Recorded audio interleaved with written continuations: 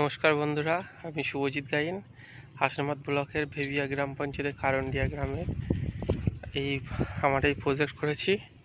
দেখুন ভেন্ডি গাছ। এর আগে আমি দেখিয়েছিলাম ঝিঙে গাছ। ওই সাইডে ঝিঙে গাছ দেখুন কত সুন্দর ফুল হয়ে আছে, ফলও খুব সুন্দর হচ্ছে। মানে প্রায় আমি একদিন অন্তর একদিন আমি প্রায় 30 কেজি 35 কেজি করে আমি ঝিঙে তুলছি। আর এইটুকু জায়গা ধরুন 1 কাঠাও হয়তো হবে না, এইটুকু জায়গায় আমি ভেন্ডি প্রায় 3 কেজি করে ভেন্ডি তুলছি।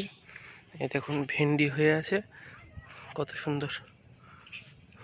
দেখুন একটা 3টে 4টে করে ভেন্ডি হয়ে আছে। এই দেখুন একটা গাছ থেকে দুটো সাইডে আবার ডাল বার হয়েছে। দেখুন এখানে দুটো আর এখানে দুটো, এইরকম প্রত্যেকটা গাছে 2-3টে করে ভেন্ডি হয়ে আছে। আর দেখুন, আর ঝিঙে গাছটা একদিন দেখিয়েছি।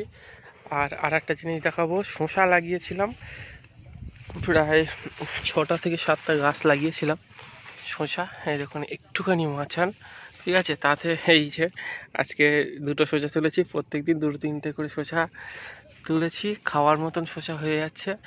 এই দেখুন একটা শসা হয়েছে। এটা শসা প্রায় 1-2 দিন অন্তর অন্তর বড় হয়ে যাচ্ছে। এই দেখুন এই একটা শসা হয়েছে, ওই ভেতরে আর একটা দেখুন জালি হয়েছে। এই রকম অনেক শসা, এই একটা দেখুন জালি হয়েছে, ঠিক আছে, ওই একটা দেখুন শসা হয়েছে। এরকম অনেক শসা হয়েছে আমার প্রায় 5টা 6টা গাছে।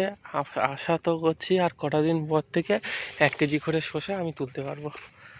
তো আজকের মতো এই পর্যন্তই আমার ভিডিওটা। দেখুন আর ঝিঙে এই যে দেখাই, তবুও একবার দেখিয়ে নিই বুঝলেন। এই দেখুন গাছে ঝিঙে ঝুলছে কেমন। এই আছে ঝিঙে, প্রচুর ঝিঙে। এই মালচিং পদ্ধতিতে লাগালে এই দেখুন নিচে ঝিঙে হয়ে আছে।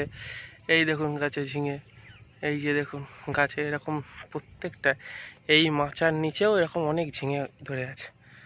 তো